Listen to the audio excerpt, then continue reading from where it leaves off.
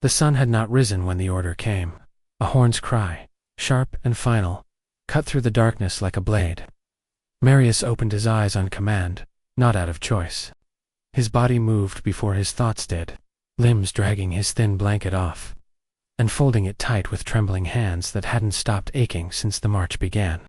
There was no breakfast. There rarely was. A crust of barley bread and a mouthful of sour wine, handed out by a disinterested veteran. The man's name was Decius. What Decius lacked in charm, he made up for in cruelty, dressed as discipline. The road ahead stretched long and flat, cutting through the Gallic countryside like a wound. Mist clung low to the earth. By the 8th mile, the blisters had burst open. Blood trickled into Marius's sandals. A boy named Flaccus dropped his pack and knelt in the dirt, panting. Decius dismounted. Either you carry it, or you wear it to your grave. The camp finally came into view, a ring of stakes, a trench, tents haphazardly pitched in the flattened grass. Get your shovels. Trenches aren't going to dig themselves, Decius announced. He dug with the last of his strength. By nightfall, they were allowed a fire. Marius sat by it in silence. He didn't feel strong. He didn't feel noble. He felt like a shadow of himself, but he was still here. That counted for something. The morning after the march, Marius woke to shouting. Not the sharp discipline of the centurion this time, but something different, more urgent. It was Flaccus. He hadn't made it through the night. His face was pale, eyes open, lips blue with cold. The shovel Marius had used to dig latrines now dug Flaccus's grave. Now you know the cost of failure. Return to formation. Later that day, they practiced formations in the practice yard. Shield up, step forward, brace, thrust, repeat, again, again, again. When someone faltered, the switch found their ribs. When someone collapsed, they were dragged to the side and dumped like sacks. They were ordered to the training field again, this time to construct a temporary palisade. His hands were already raw, and by the end of the task, they were bleeding again. No one offered bandages. They were told to rub ash into the wounds. It would sting less tomorrow, maybe. Keep your shoulders back, Lucinus muttered. Because Flaccus looked at the ground too much. The dirt doesn't care if you live. That night, Marius sat alone, holding his sword like a promise he didn't understand. Somewhere beyond the hills, wolves howled. The legion didn't fear them. They feared what waited in the next campaign. Marius closed his eyes, sleep creeping in like a thief. He had not survived the 13th mile to stop now. It was 6 days after Flaccus died when the orders came. The recruits were to move out and join the main legion stationed further north, near the river Renus. The camp awoke to the sound of horns and the thunder of boots. There was no ceremony, no final feast, just packing and silence. Marius strapped his gear tighter than usual. His hands, once clumsy with the buckles, now moved without needing guidance. He didn't know where they were going. Only that the officers walked faster than they usually did, and no one was smiling. Even Decius kept his voice low that morning. A storm was coming, and it wasn't in the sky. The march was slower than training pace, but the road ahead was longer. The recruits walked behind the veterans now, and the difference between the two was unmistakable. The seasoned legion moved with rhythm, their armor tight, their eyes scanning the terrain like wolves. They spoke little, and wasted nothing, not time, not motion, not breath. Their bodies were scarred, not just by steel, but by experience. Marius found himself trying to match their stride, even if his body screamed in protest. His shoulders burned, his feet were swollen, but he refused to let himself falter. He was part of something larger now, and weakness would cost more than pain. It could cost standing. It could cost respect. It could cost his life. The terrain changed. Rolling fields gave way to damp woods, and then to the cold breath of the Rhine frontier. The river itself was a gray, wide scar in the landscape, flowing cold and angry beneath a canopy of shifting clouds. They crossed a temporary bridge, watched over by grim-faced engineers and archers, with arrows nocked. On the far side, a newly constructed outpost waited, more mud than stone, still smelling of timber and smoke. The fort was no more than a square of palisades, towers barely finished, watchfires flickering. But it was Roman. and it meant they weren't in training anymore. Here, Marius was assigned to the 2nd century, under the command of a battle-worn optio named Gaius Rubellius. Gaius had been fighting since before Marius was born. His voice was gravel, and his left eye had turned a milky white. Yet he missed nothing. He barked orders, with quiet certainty, never raising his voice. When he spoke, men moved. There was something reassuring about that. In the chaos of deployment, certainty was a rare gift. The duties changed immediately. No more practice marches. No more fake formations.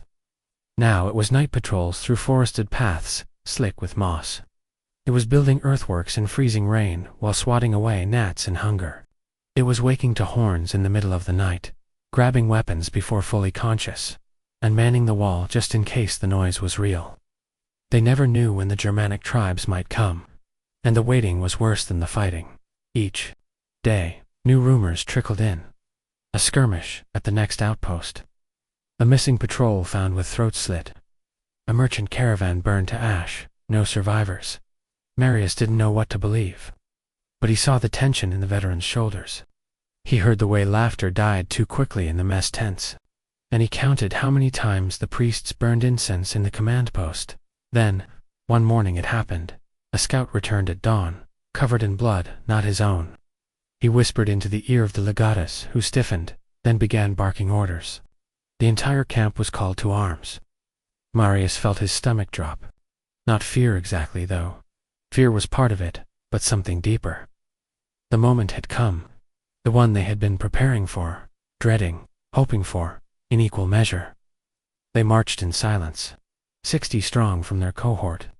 The ground was damp, the sky overcast, and the trees closed in like the ribs of a beast. They moved quickly, but carefully. Every branch snap felt too loud. Every shadow was suspect. Marius gripped his shield tighter, his fingers white around the handle.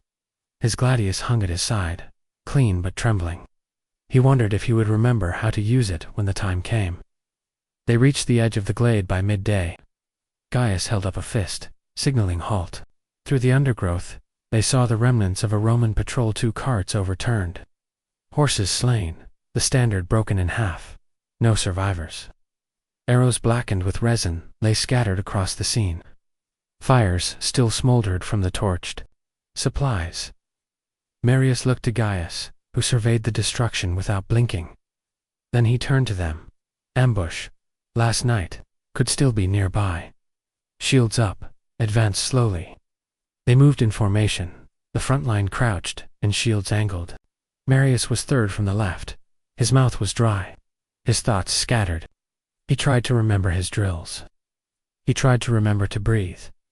Every step was a gamble. A foot too loud, a hand too slow.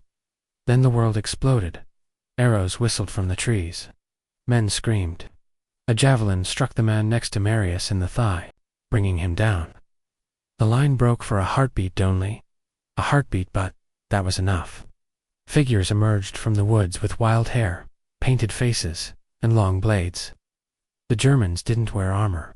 They didn't march in ranks. But they moved fast, and they struck harder than Marius had ever imagined. He raised his shield just in time to catch a blow that jarred his entire arm. His vision blurred. He stabbed forward, not thinking, just reacting. The blade bit into something. Flesh. Resistance. Then wetness. He pulled it back and stumbled sideways.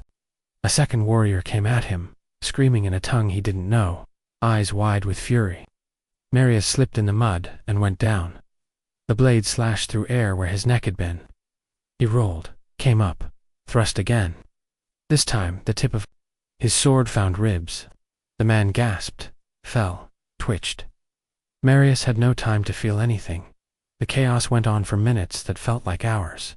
Shouts, steel, death. Then a horn blew, a Roman horn. Reinforcements. The enemy fled into the trees like smoke, as suddenly as they'd appeared. When the silence returned, it was louder than the battle. Marius looked around. The clearing was a graveyard. Bodies lay sprawled in unnatural positions. Blood pooled in the grass. A man moaned nearby, clutching his guts. Another called for his mother with a voice that barely sounded human. Gaius walked among them, bloodied but standing. He gave quick orders, triage, and regrouping. Marius's hands shook as he cleaned his sword. His arm throbbed, his legs barely held him, but he was alive. And the blood on his tunic was not his. That night, back at the fort, the wounded were tended to in silence. Those who had died were named, their effects gathered. Marius sat by the fire, staring into it as if it might offer answers. He didn't feel victorious. He didn't feel brave. He felt emptied, scraped clean inside. Something had been burned. Out of him in that forest, Lucanus found him near midnight, sat beside him without speaking for a while. Then he said, "You fought well. I saw you." "I was afraid," Marius whispered. "Good. The fearless die first." Marius looked at him, unsure if it was meant as comfort. Lucanus took a swig from his flask, passed it to him. It tasted of vinegar and iron. Still, he drank. "You sleep now?" Lucanus said. "Tomorrow we train again. The next fight comes. Quicker than you think." Marius didn't sleep. Not really. He closed his eyes, but the sounds came back, the screams, the thuds, the terrible quiet afterward. Still, he lay there, breathing, and when the horn blew at dawn, he stood with the others. He did not look for praise. There was none. He did not look for sympathy. It was not offered. But when he passed Icius near the stables, the old centurion nodded once. That single gesture meant more than any medal. It meant Marius was still standing, still part of the line in the following days. His routine resumed drills, repairs, patrols, but something had shifted. The veterans no longer looked through him. They looked at him. The younger recruits looked to him. And when he adjusted his shield before a march, others copied him. The boy who had arrived in camp with shaking hands was gone. In his place was something else, not a hero. Not yet, but a soldier. A Roman, and the next mile was waiting. 2 weeks passed. The fort still bore the scars of battle. Sections of the palisade were placed in haste. Fire-blackened ground near the armory, and shallow graves, just beyond the perimeter marked only by piles of stones. But the rhythm of life returned, as it always did in the Legion. Morning drills, equipment checks, patrol assignments. Marius no longer walked behind the line. Now he was in it. His bruises had faded, but a new hardness took their place. He no longer flinched when the centurion shouted or glanced over his shoulder in fear. Something inside him had settled, a center forged by fire. The recruits who had arrived after him watched him closely now.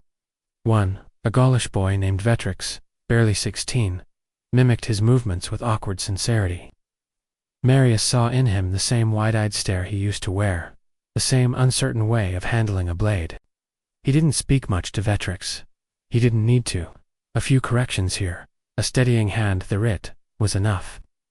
The boy began standing straighter. One morning, the entire cohort was assembled in the training yard for a rare inspection. The legatus himself had ridden in from a larger fort downriver. His arrival was a whirlwind of banners, polished armor, and whispered speculation. His name was Publius Severus, and he had the air of someone who'd grown tired of ceremony long ago. His cloak was stained from travel, and his voice was calm but carried far. He spoke of duty, of the glory of Rome, of the necessity of holding the frontier with vigilance and honor. Marius barely heard the words. He studied the man's face, instead creased, grim, alert. This was a man who had seen true war. Not just raids, but battles measured in thousands. And he was watching them all like a hawk, deciding which chick would survive the winter, that night. After the feast, honoring the legatus's arrival. Meager though it was, in such an outpost, Marius found himself summoned to the command tent. He stood straight as the optio led him through the flap and into a space thick with smoke, maps, and tired eyes. Gaius was there, arms crossed, beside Severus himself. The legatus motioned for him to approach. "You're the one who pulled Cassianus out of the glade," Severus said without preamble, and held the left flank with the remaining 5. "Yes, Dominus," Marius said, unsure if it was a question or a statement. "You were not ordered to do so." "No, Dominus, you did it anyway." Marius hesitated. There was no time to wait. He would have died.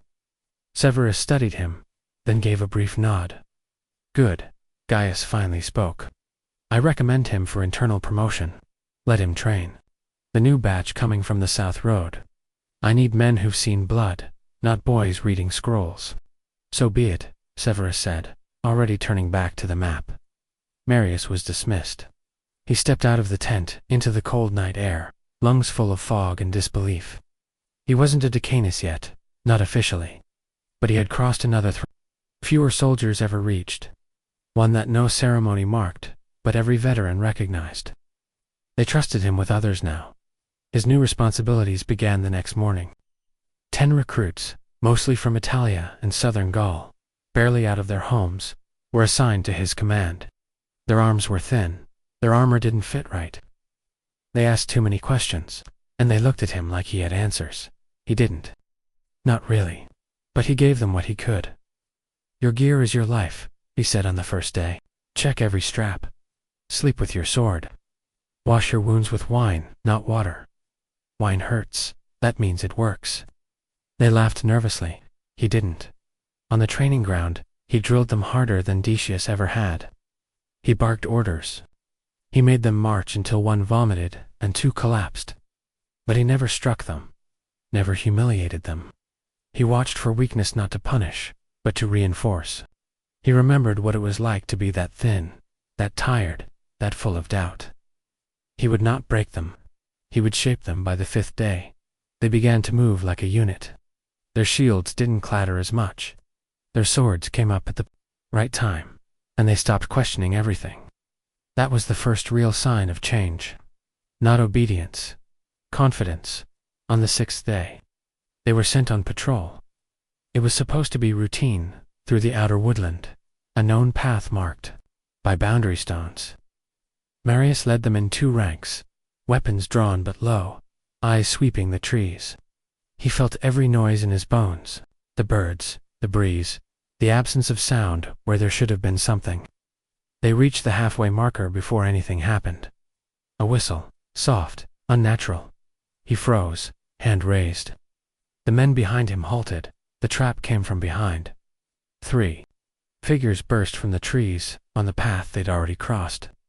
Tribesmen in patched cloaks with long knives and painted faces. Not a war band. Scouts. Raiders. One threw a spear. It struck the last man in the patrol, Junius, a boy with a bad knee. He dropped instantly. Marius shouted, "Form on me, shields." They obeyed, sloppy but fast. The attackers didn't press. They wanted panic, not a fight. Marius grabbed 2 of his recruits and sent them to drag Junius behind a fallen tree. Arrows followed them, but missed. "Hold line," Marius growled. "Advance slow, no chase." The enemy melted back into the forest, not eager to test a wall of shields. Marius knew better than to pursue. The trees favored them. Rome didn't. Win battles in shadows. They returned to camp, bruised but alive. Junius would live, his wound was clean, and the recruits. They moved differently now, quieter, more alert. Something in them had changed. They had seen what lay beyond the edge of orders. They had survived the first real test. That night, Decius passed by the barracks and tossed Marius a flask without a word. Later, as he sat near the fire, Vetrix asked him a question. "What was the worst part for you?" "When you first fought, I mean." Marius thought for a long time. The flames cast shadows across the dirt, flickering against the wooden beams of the roof. "The worst part," he said slowly, "was knowing it wouldn't be the last time." Vetrix nodded, staring into the flames like he wanted them to answer. For him, Marius didn't speak again. Some things were learned in silence. A month passed, the roads dried. The snow began to retreat into the hills. Scouts reported less enemy movement, and the legions began rebuilding roads and bridges. "Peace," they said. For now Marius didn't believe it. Peace was a word used to fill space between wars. But he trained the men, patrolled the woods, oversaw repairs every few days. He wrote a short letter, home, though he doubted it ever reached his mother. He no longer spoke of heroism, only of weather, rations, and tiredness. The life of a soldier wasn't glory. It was routine, interrupted by terror. Then came the summons. He was to accompany a delegation across the river to a tribal chieftain who claimed loyalty to Rome, a political mission. Not battle, but dangerous all the same. Marius rode out with 6 men and a tribune named Valerius. The path took them into thick forest and low hills, past settlements with wary eyes and no smiles. The meeting happened in a long house of wood and stone. The chieftain, old bearded eyes full of calculation, spoke perfect Latin. Promises were made, tribute discussed. Marius stayed near the entrance, hand never far from his hilt. The return journey was slower. The weather turned, rain fell, chilling them through their cloaks. A cartwheel snapped. They camped near a stream and set a perimeter. That night, they were attacked. Not an ambush, a warning.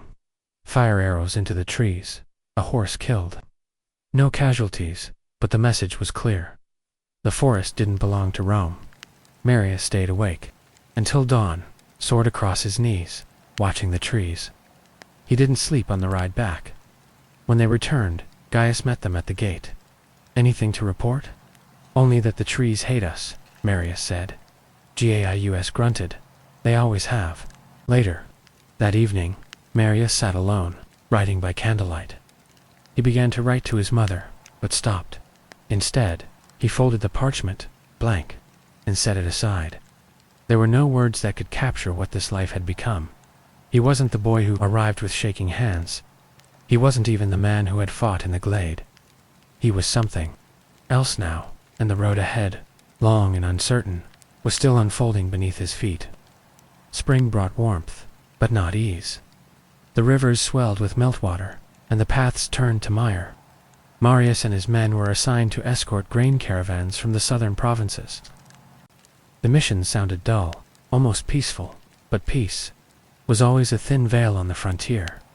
The caravans moved slowly, oxen struggling through muck, and the road twisted through thick forest. It was quiet country, but too quiet, like a held breath. Marius kept the recruits close, to flanking on each side of the wagons, 2 behind. And he walked near the front, where the merchant could hear him shout orders. On the second day, they passed a burned villa, nothing left but blackened beams and a few rusted tools. The merchant averted his eyes, and Marius said nothing. Everyone understood what it meant. No signs of bodies, which somehow made it worse. It meant whoever had done it hadn't rushed. They'd taken their time. That night, they camped by a small stream. Marius didn't sleep. He sat by the fire, sharpening his gladius, slowly, listening to every creak of branch and distant call of owl. The recruits were learning. They no longer talked after sundown. They whispered only what was necessary, ate quickly, and slept in shifts. Even Vetrix, once soft-faced and eager, now woke like a soldier, eyes alert, hand near his blade. Marius was proud of them, though he never said so. Pride made you slow. He needed them sharp. On the 4th day, they reached the last hill before the fort at Noviamagus. The walls stood on the horizon, pale against the setting sun. The merchant sighed with relief. Marius told the men to stay in position. It was on the last turn before the gates that they were ambushed. 2 carts from the rear exploded into flame tar pots hurled from the trees, lit mid-air. The oxen screamed and bucked, knocking over a wagon, and spilling grain into the road. Arrows flew in from the tree line. Marius ducked behind a cart and shouted, "Shields up! Defensive ring!" The men moved, Vetrix already pulling another behind cover. A bolt grazed Marius's shoulder. He grunted, clenched his teeth, and stabbed upward at a figure charging from the brush. The attacker fell, snarling, a club dropping from his hand. The fight didn't last long, but it was vicious. 3 attackers, maybe 4, just a raiding party testing the road. One recruit was hit in the leg, another took an arrow to the ribs but stayed on his feet. When it was over, the air stank of pitch and blood. The merchant wept over the lost cargo, but Marius ignored him. At the fort, the garrison commander asked if the route was still safe. "It's never safe," Marius answered, "but it's passable for now." The commander gave him a hard look, then nodded once. Word of the ambush reached Gaius. When Marius returned to the main fort a week later, the Optio met him at the gate. You keep returning with fewer injuries than your stories should allow, Gaius said. I'm either getting better, Marius said, or the gods are confused. Gaius grunted, the closest thing to a laugh he ever gave. Decanus' status is official now. Orders from the legatus. Marius nodded, feeling no rush of emotion. Just another weight added to the pack on his shoulders. He was now responsible for more men, more tasks, more expectations. There was no ceremony, no new armor, just a different way other soldiers looked at him now, some with respect, some with envy, all with interest. The next month passed in drills and dispatches. He spent his mornings overseeing construction of a new signal tower, and his afternoons training his men with weighted swords. When he had time, he listened to the veterans tell stories, old campaigns in Dacia, parades in Rome, sieges where men went mad, waiting behind walls. The veterans didn't boast. Their stories weren't told to impress. They were told to be remembered. One night, Marius sat with Lucanus and asked him a question he'd carried for months. Do you ever stop feeling like you're pretending?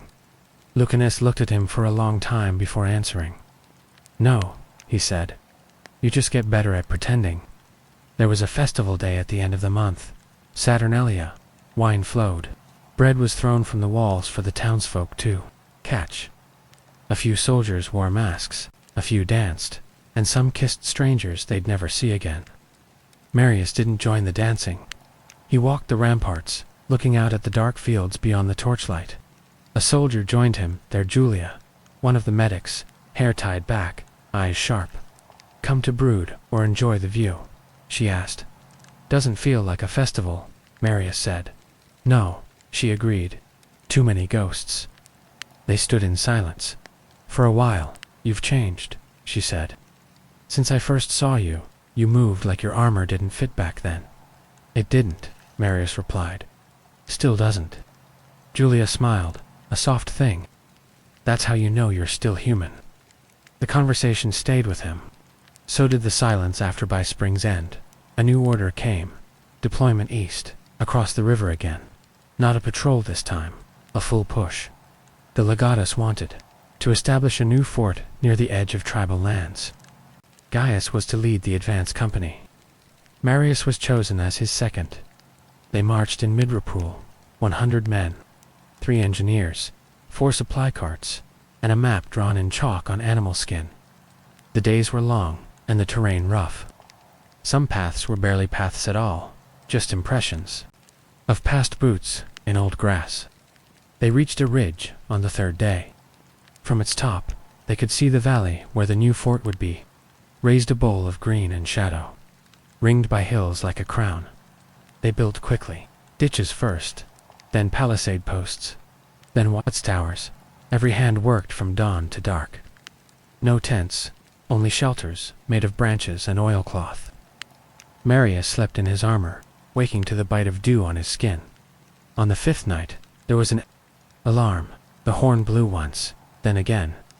Men grabbed weapons. Fires were lit. Shadows moved beyond the walls. Marius stood beside Gaius at the gate.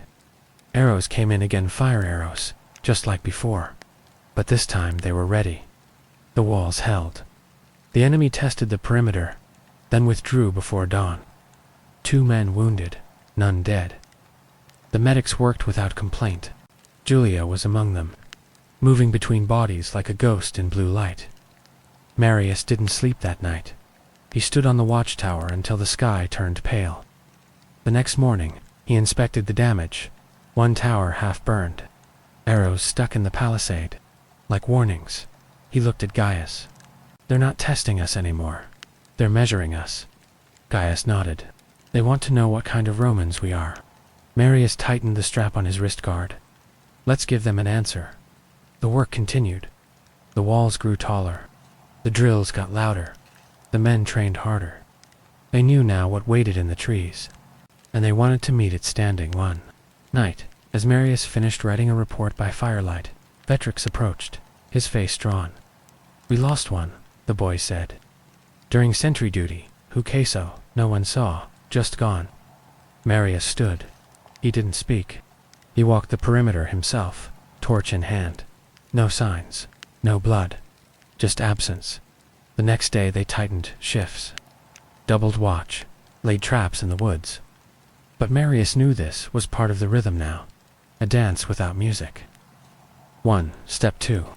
Slow, and you disappeared. The fort was nearly finished when the messenger arrived. New orders. The main legion was moving north to meet with a coalition of tribes under Roman terms. Gaius was to return and prepare logistics. Marius was to stay behind and command the outpost. It was the first time he would command without anyone above him. Gaius clasped his forearm. You've earned it. I'm not ready. No one is. That night, as the main force marched back toward the river, Marius stood atop the gate tower, watching the torches disappear. Behind him, the men lit fires, cooked their rationed meat, cleaned their blades. Below him, the valley stretched out silent, waiting. The 13th mile was long past. Now came the rest of the road, and Marius would walk it with steel in his hand, and command in his voice.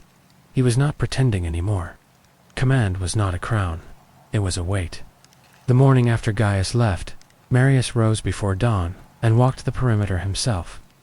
The mist hung thick over the hills, curling like smoke through the trees.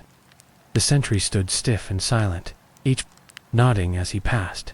He said little. He watched their posture, noted the way some shifted their feet too often, or gripped their spears too tight. These were not signs of laziness. These were signs of fear. He didn't blame them. He felt it too, humming like a taut string under his ribs. But command meant he couldn't show it. Not even once. The outpost officially called Castellum Tertius was barely complete. The ditch was dug, the palisade reinforced, but the towers needed work, and the watch rotations were stretched thin. There were only 53 men now, including cooks, engineers, and the handful of wounded who insisted on staying. Marius organized them by skill. He placed his sharpest-eyed men in the towers and rotated the youngest through kitchen and camp duties to save strength. He gave the grumblers extra responsibility, and the eager boys quieter tasks that wouldn't let them get themselves killed trying to impress him. The first week passed with no sign of attack. The forest remained still, but not peaceful. It was the kind of stillness that hid movement. Marius doubled the night watch anyway.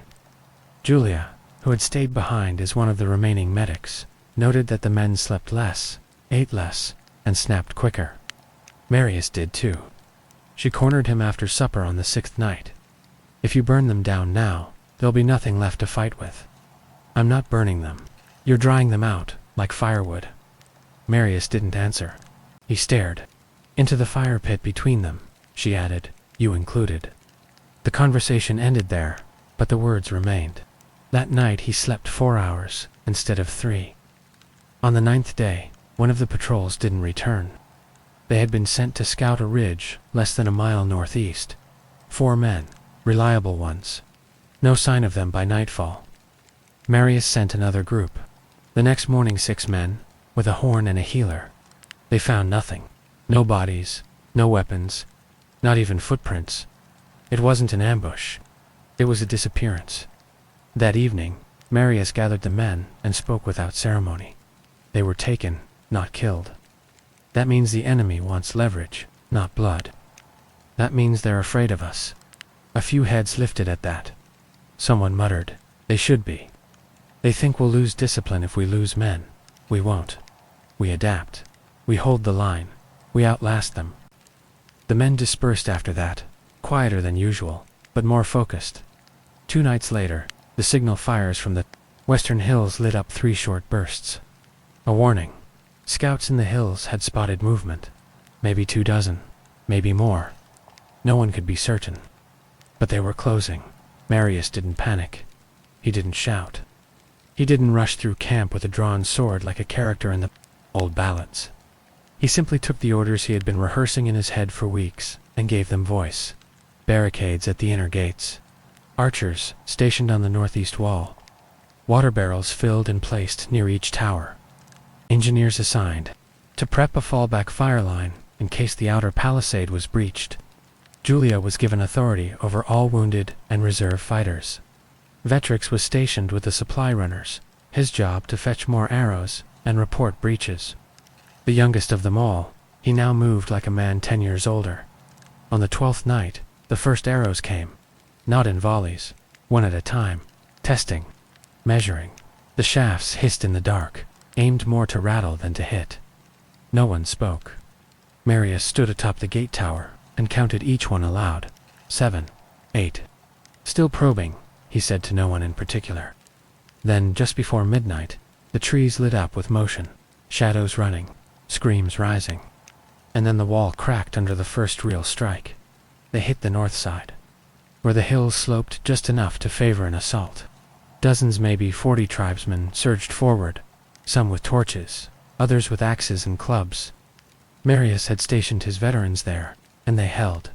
Spears braced, shields locked. Arrows rained down from the tower, whittling the attackers. Back step by step, Marius ran to the northeast wall when a horn signaled movement there too. A smaller group, trying to flank. He shouted for the reserve team and met them just as the palisade shook under impact. His sword struck someone through the shoulder. Another came at him with a blade of stone, fast and wild. Marius ducked, rolled, and stabbed upward. Blood spilled over his boots. The assault lasted 2 hours. When the final horn blew, the forest was silent again. They had killed 13 attackers. Marius had lost 6. He walked the wall at dawn. The men did not cheer. They cleaned. They checked the wounded. They watched the trees. Marius stopped at the tower where Vetrix had stood guard. The boy sat near the base. A gash on his scalp, tunic soaked through. But he was alive. I didn't. Run, Vetrix said, without being asked. No, Marius replied. You didn't. In the days that followed, they reinforced the walls, added a second gate, and buried their dead. Marius said no prayers. He wasn't sure the gods listened this far out, but he gave each man a stone marker and a nameplate scratched in charcoal. Julia insisted on blessing them anyway. Word came from Gaius a week later. The northern campaign had stalled. Negotiations with the tribes were failing. The legatus wanted a new strategy. Supplies would be delayed. Reinforcements uncertain. Castellum Tertius was to hold Dash indefinitely. That evening, Marius gathered his remaining men. We are the line now. There is no one coming for us. Not soon. Maybe not ever. That doesn't change anything. He looked at them, each face tired and lean, each body stiff from nights without sleep. But their eyes held steady. You want to know what makes a Roman soldier? He asked. It's not a breastplate or a title. It's not the eagle on your standard. It's the man beside you, and the dirt under your boots. It's knowing you have every reason to leave and choosing not to. He paused. This post is not forgotten. We are its memory. We make it matter. No one cheered, but no one wavered as the months wore on. Castellum Tertius changed. The walls became smoother, stronger, the routines sharper, the men leaner. Marius stopped thinking of home as a place. Home was the tower he climbed each morning, the sparring yard where the men trained, the fire pit where Julia brewed, bitter medicine that saved more lives than any blade. When new recruits finally arrived in midsummer, just a handful of wide-eyed boys sent to reinforce the eastern line, they found a camp of stone-faced men who didn't flinch at noise and didn't bother with long introductions. Marius welcomed them without ceremony. Learn fast, don't talk, unless it's useful. Your shield is your spine. Your sword is your last breath. Questions? They had none. Later, Marius found Vetrix teaching one of them how to hold a spear. Keep the tip low. You're not posing. You're surviving. The recruit tried again. Marius didn't interrupt. That night, Marius stood again on the tower as the wind rose over the trees. He thought of the boy who had once stumbled behind a legion line, armor too, big, hands shaking. He wasn't that boy anymore. He hadn't been for a long time. He was the 13th Mile, and he would hold. Autumn came sharp and early. The wind changed first colder, faster, always bringing the scent of distant smoke. Marius noticed the animals changed too. Fewer birds, more wolves in the tree line. The kind that didn't fear men unless they moved, in numbers. Castellum Tertius remained quiet. But the silence felt edged now. Not the quiet of peace, but of waiting. Like the whole forest was holding its breath. Inside the outpost, things ran smooth but brittle. Men knew their jobs, but they moved with the stiffness of those who had survived too much and knew it wasn't over. The younger recruits adapted slowly. Marius didn't rush them. He watched who rose early, who kept their gear clean without being told, who flinched when someone raised a voice. He knew which ones would make it and which might not. He didn't tell them that. One morning, Julia came to him with her sleeves rolled up and a streak of ash across her cheek. "There's something you need to see," she said. She led him behind the stables to the edge of the north ditch. 2 men stood there, engineers, both pale. At their feet lay a body. The skin was gray and mottled.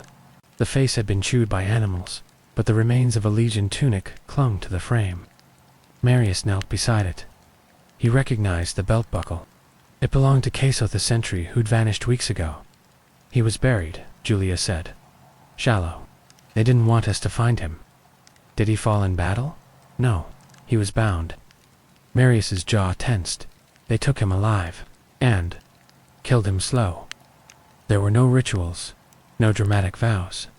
Just a quiet fire and a burial behind the tower. Marius stood over the grave after the others had gone and whispered Queso's name. Once. That was enough. That night, he assembled the scouts. "We're no longer waiting to be tested," he said. "They're hunting us. We hunt back." He split the scouts into pairs and sent them in rotations, short, fast, always at dawn or dusk. No deep woods, no bravado. Information was the goal. Over the next week, reports trickled in. Signs of camps, tracks, half buried, smoke that vanished before they got close. It was a game now, one of nerves. On the 7th day, a scout pair returned, with something more. "They were waiting," one said, bleeding from a deep gash on his arm. "They wanted us to see them." "How many?" Marius asked. "Too many. More than 100. The scout nodded. "Maybe twice that." Marius didn't flinch. He turned to his map, to the layout of the land around the fort. "We hold. Here, no messages sent. No messengers out. If we look afraid, they'll move faster." The men tightened after that. Not with panic, but with readiness. They cleaned weapons. They reinforced the palisade a second time. Spare shields were distributed. Julia tripled her stores of bandages and bitter tonic. No one said it out loud, but the air in camp shifted. They all felt it. War was no longer something approaching. It had arrived. It began on the 23rd night of autumn. They came from 3 directions, north, west, and southeast. Not all at once, but in waves. Horns in the trees, then fire arrows.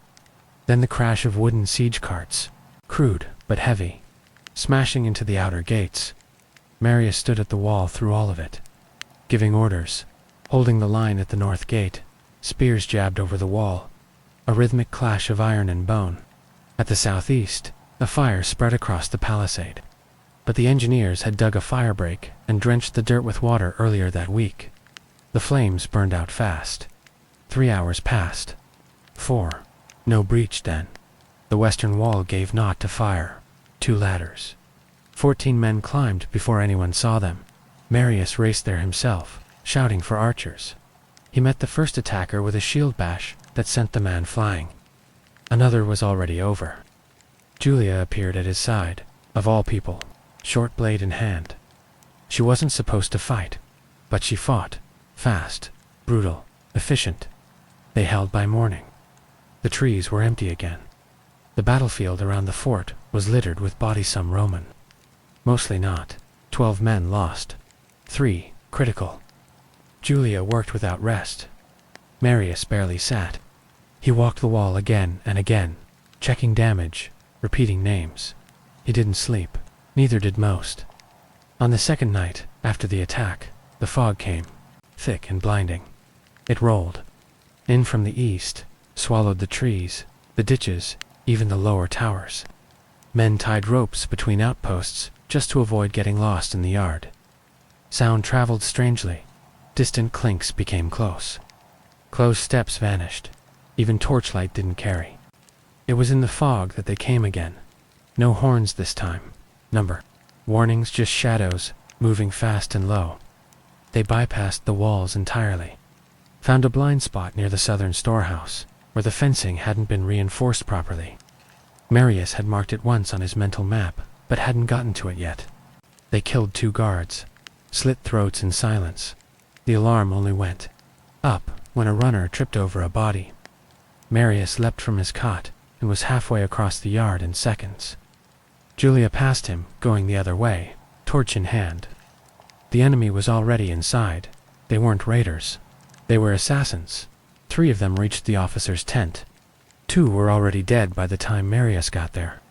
The last one had a knife against a cook's throat. Marius didn't hesitate. He threw his short blade from 8 feet away. It struck the man's side. Not a kill, but enough. The cook broke free. Marius tackled the assassin. They rolled through dirt and ash, both grunting, choking on fog. In the end, it was Julia who finished it. A broken chair leg across the temple. Sharp and final dot. No one spoke for a long time after. When dawn broke, the fog lifted. The enemy was gone again. Marius stood in the yard and counted the bodies. Then he counted his men, 55. Down to 30-9, he called a meeting at midday. Not all came. Some were too injured. Some were too broken. "We are not abandoned," he said. "We are the spine of the line. If we fall, others follow. If we hold, we become more than a post. We become a reason." He looked at their faces, some pale, some bloodied, but none turned away. That night, Vetrix came to him. "We should send a runner," he said. "The others need to know. They'll see the smoke, not the smoke, the truth." Marius stared into the flames, and then nodded. He chose the fastest. Man left a scout named Tyro. Quiet, thin, unremarkable, except that he moved like water. Tyro left before dawn, wrapped in mud to hide his scent. He carried no sword, just a dagger and a message sealed in wax, a tally of the dead, a sketch of the enemy's numbers, and a sentence that read, "We are holding, but not forever." Marius waited 3 days. No answer. On the 4th day, a torch appeared in the trees. Then another. Then a banner. Reinforcements. 80 men, led by Gaius himself, when they entered the gates. Dust-covered and lean from fast marching, Marius didn't move. He just nodded. Gaius clasped his arm. They said the fort was gone. Marius looked around. Not yet. They held a joint funeral for the dead that evening. Marius stood at the front, but he didn't speak. Gaius did. These men did not die at the edge of the empire. They were the empire. Julia said the prayers. Vetrix lit the flames. The fire burned high and hot as the flames crackled. Marius finally felt his legs give out. He sat on a barrel and watched the sky. The stars were clear, the kind of sky that usually brought peace. Julia came to sit beside him. "You can rest now." "I don't know how," he said. "You'll learn." He said nothing for a while. Then, the 13th mile used to feel far away. Now it feels like the beginning. Julia nodded. "That's how you know it mattered." He closed his eyes. For the first time in months, he allowed himself to sleep. Winter came fast after the fires went out. The forests shed their leaves in a matter of days, and the sky settled into its gray cloak for the long haul. Castellum Tertius no longer resembled an outpost. It was a fortress now. With Gaius's reinforcements and Marius's hardened veterans, the walls stood higher, the gates stronger, and the routines sharper than ever before. But the cold crept into bones faster than any arrow, and morale, once held together by sheer defiance, now sagged under frost and fatigue. Marius adjusted. He rotated shifts more frequently to prevent frostbite. He ordered wool cloaks to be distributed from the supply wagons before anything else. Julia brewed thicker broths, slipping, in herbs that kept men warm and fighting off coughs. Even the guards on the tower silent. Stiff silhouettes in the snow, learned to trade off positions every hour to stay alert. The enemy had gone quiet. Too quiet. They were still out there. Tracks appeared some mornings, just beyond bow range. A few times, scouts glimpsed torches between the trees, moving in deliberate patterns before vanishing again. They weren't launching another attack. Not yet. They were watching. One evening, Gaius joined Marius on the tower wall. Both stood wrapped in cloaks, steam rising from their mouths with every breath. "You built something here," Gaius said, his voice low. "It wasn't just me.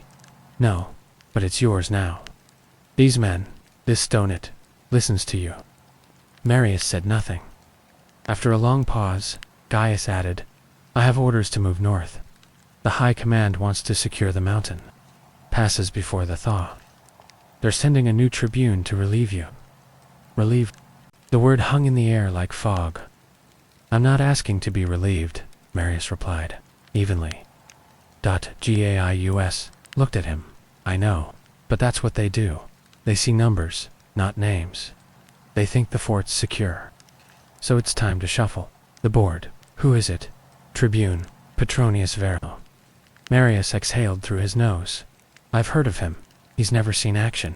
He's seen cities, senate floors, family estates in Latium. He won't last a week here. That's why I came to tell you myself." Marius didn't speak again that night. He stayed on the wall until his fingers numbed. The next morning, Tribune Petronius arrived. His procession was modest by Roman standards, but still ostentatious for a winter forest.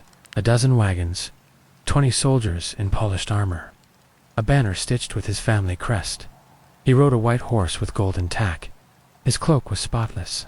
His boots were shiny. Marius greeted him at the gates. "Welcome to Castellum, Tertius." The tribune smiled as though he'd entered a villa, not a garrison. "Ah, yes. I've heard excellent things about your work here. My father says any post that survives its first winter is already halfway to a permanent stone fort." Marius didn't.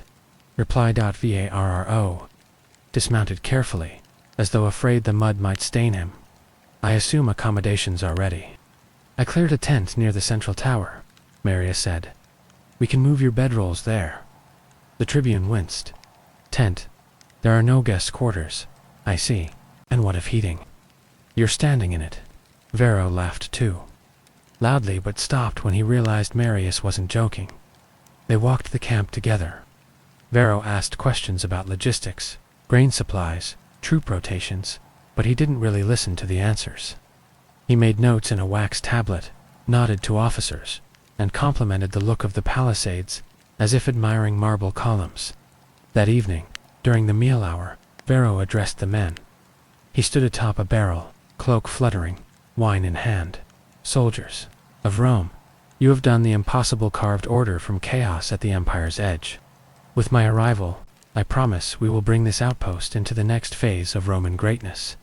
Baths, improved roads, a proper amphitheater."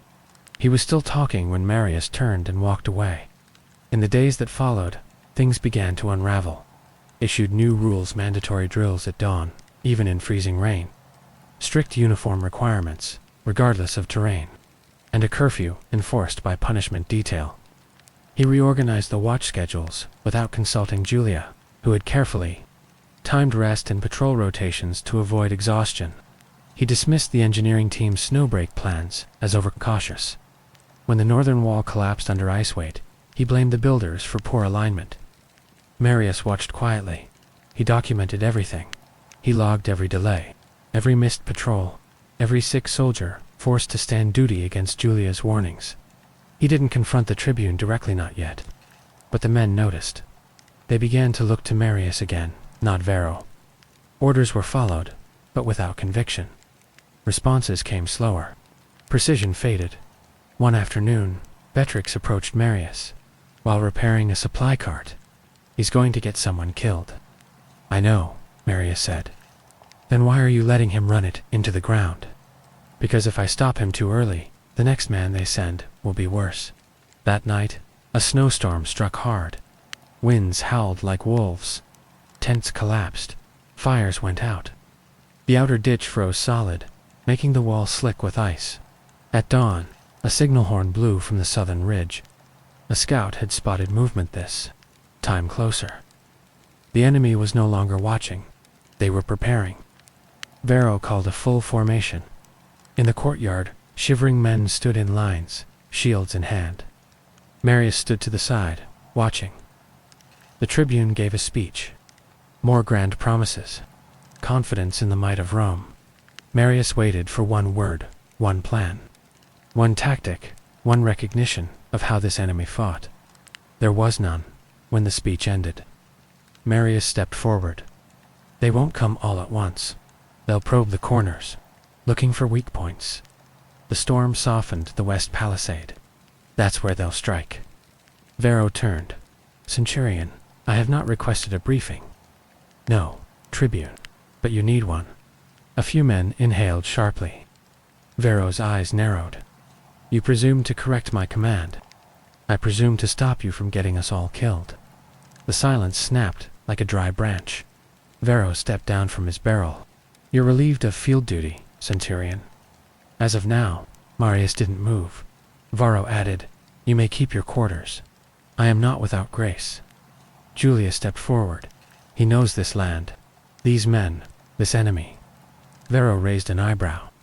Do medics speak in war councils now? Only when commanders are blind. Marius held up a hand. Enough, he said.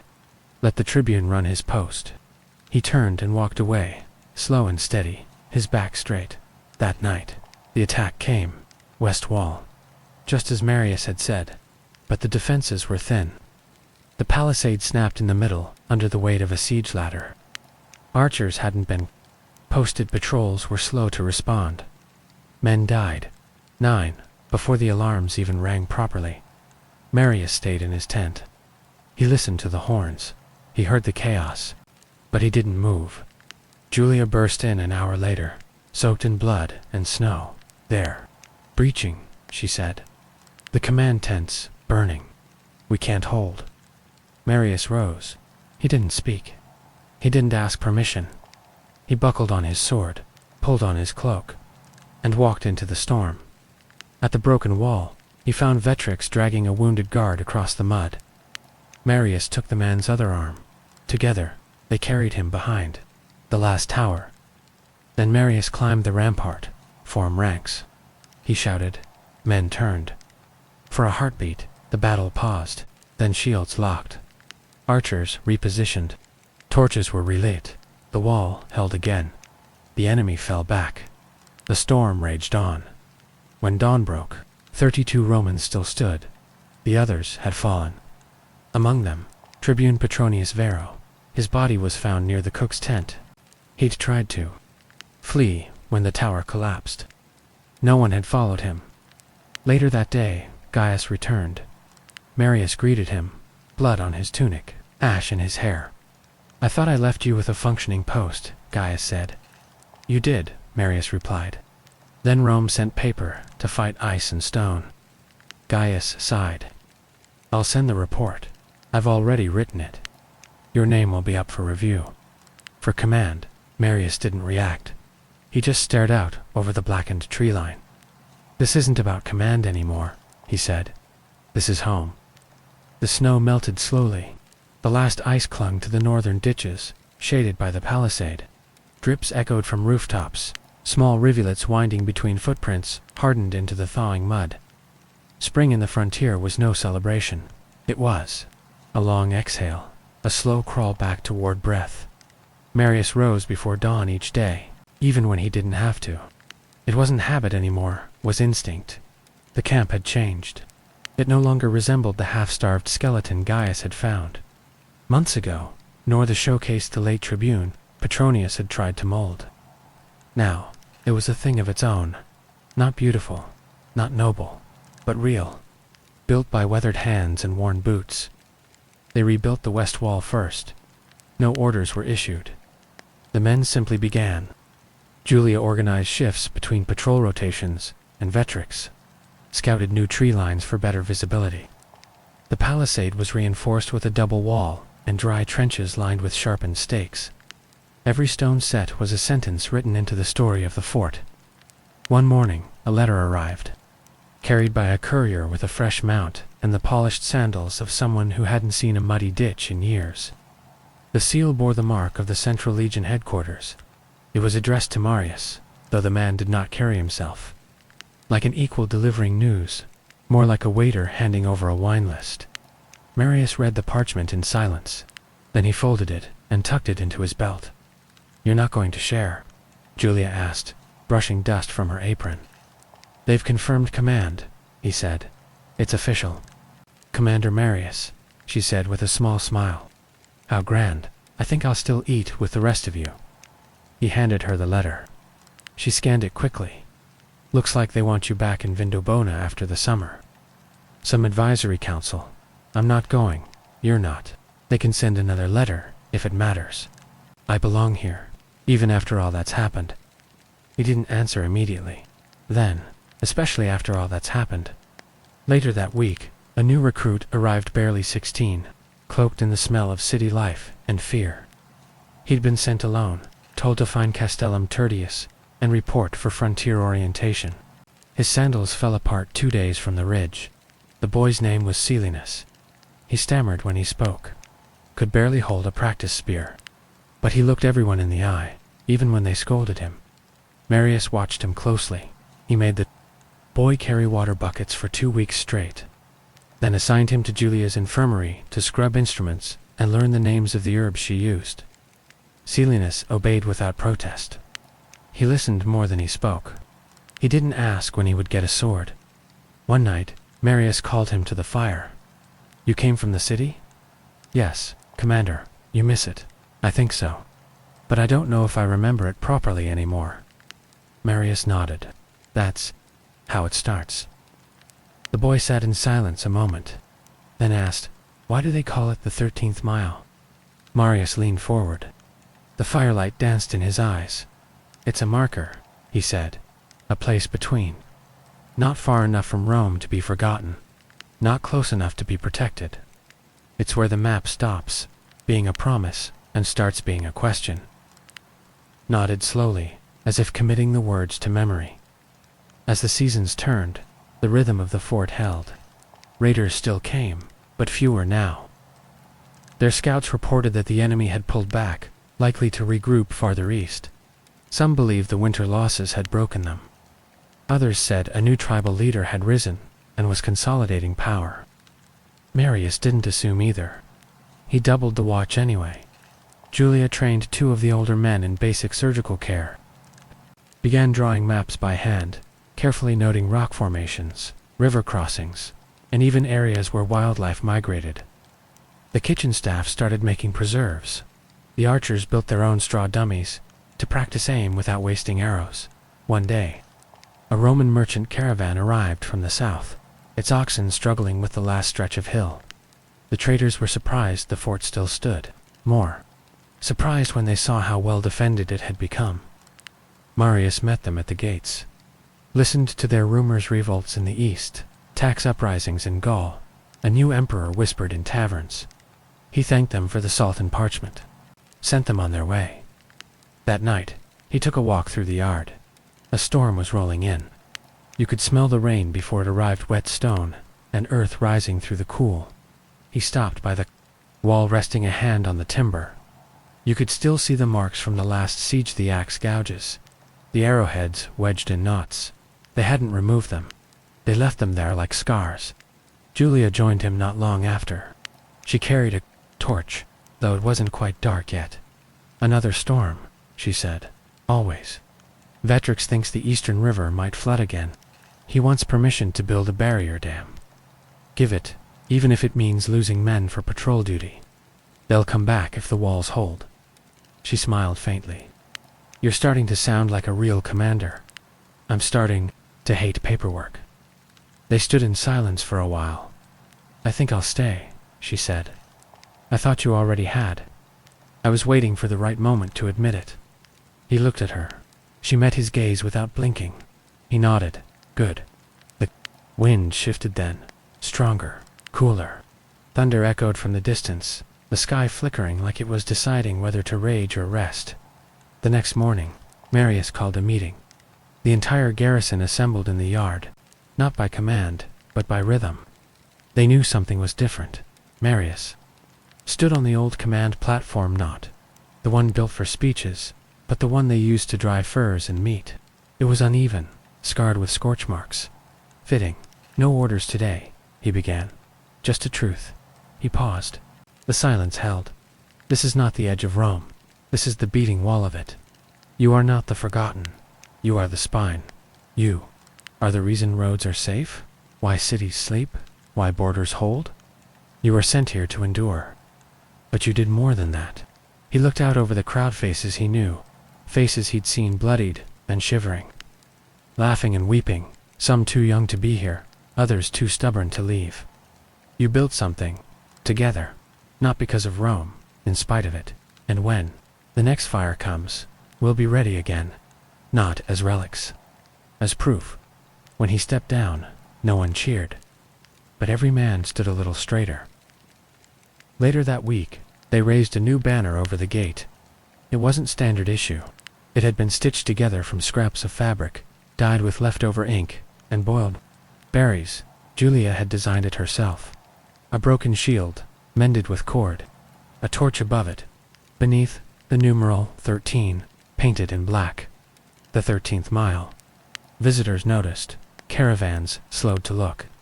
Even a centurion from a neighboring garrison rode 2 days out of his way, just to ask what it meant. Marius didn't explain. He simply told them, it's where we live. As summer deepened, fewer letters came. The capital had other concerns, new uprisings in the east, disputes in the Senate, trade wars with Carthage. Marius stopped expecting updates. He stopped requesting them. The men no longer asked about reassignment. They dug gardens. They built shelves. One even carved a chessboard from scrap wood. And games became part of the evening ritual. See, Linus, once a shivering boy with broken sandals, now led morning drills. He had scars. He had calluses. He never asked about the city anymore. And Marius, he stopped waiting to be called back. He started keeping a journal, not reports, not logs, a journal. Stories of things he didn't want forgotten. Names of the fallen. Jokes from the cookhouse. A day when the snow melted early, and the first flower bloomed on the far side of the southern ditch, years later. Long after Marius was gone, someone would find that journal hidden beneath a loose stone in the watchtower, and they would read it, and they would know. Not all heroes wore medals. Some just held the wall, and never let it fall.